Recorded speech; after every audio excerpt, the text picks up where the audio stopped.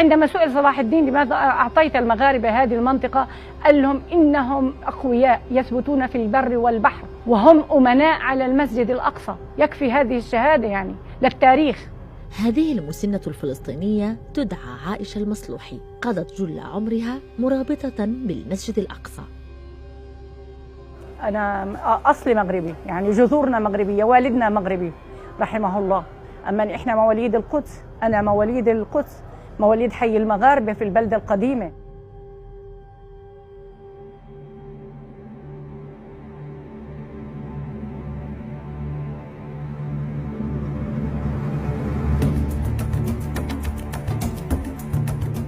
في البلدة القديمة بالقدس المحتلة كانت هناك حارة اسمها حارة المغاربة، نسبة للمغاربة الذين عاشوا فيها لعدة قرون قبل أن يدمرها الاحتلال. لن أطيل